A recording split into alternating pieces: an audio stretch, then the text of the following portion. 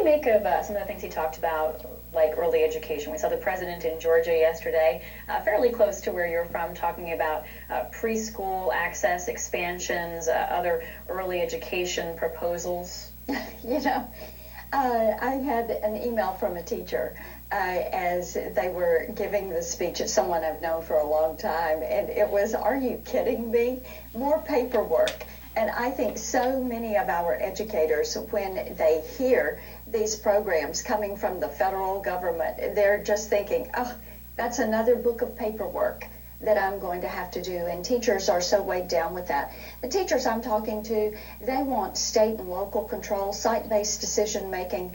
They do not want the federal government. Indeed, they'd just like to see the states with control of education and would much prefer that than having the federal government come up with this initiative and that initiative. And, you know, they know what works. Let them educate children. Let them teach. If there was local control in your home district, would you approve of the ideas of expanded preschool access? And we have different schools and programs in some communities that are doing that. They're doing it working with the parents, with the teachers.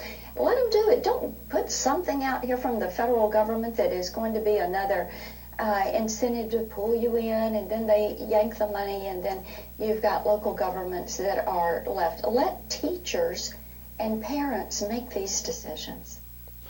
I love that, because she's wrong in so many ways. First of all, the proposal from Obama is not like all of a sudden you have 22,000 federal bureaucrats marching into a little town in Tennessee to drag the kids out and force them into preschool. No, that's not how it works. In fact, a lot of it has to do with local and state initiatives, where it's kind of like a federal partnership with local and state governments, and there's funding that comes from the feds, etc.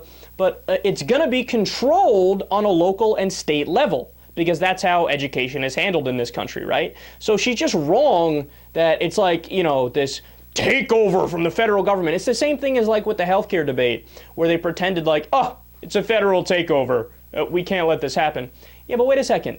The proposal was an individual mandate. It makes people buy from the private sector. It doesn't even set up any expansion of government. In fact, it cuts government. It cuts the deficit by $109 billion over 10 years. So, look, Marsha Blackburn, you're just wrong on the facts. I want to help you, but you're just wrong on the facts. And then I love her main argument there. So, oh, yeah, you know, a teacher emailed me, by the way. That didn't happen, right? And said, so much paperwork, I can't do it. That's an argument?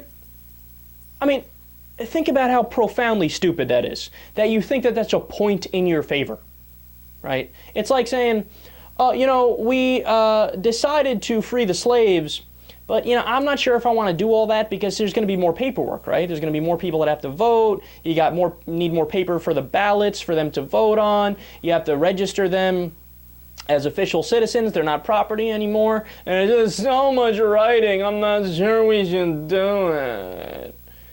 Look, it's one of those things where they make the point and then you say, oh, that's nice, suck it up.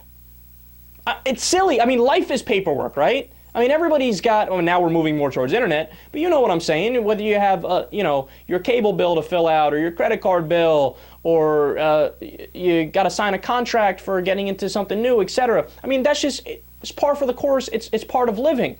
But I love how when you got to go that low to make an argument, you're obviously on the wrong side. If you can't come up with something more substantive than, oh, it's so much paperwork, you really think you're going to convince people? No, of course you're not going to convince people.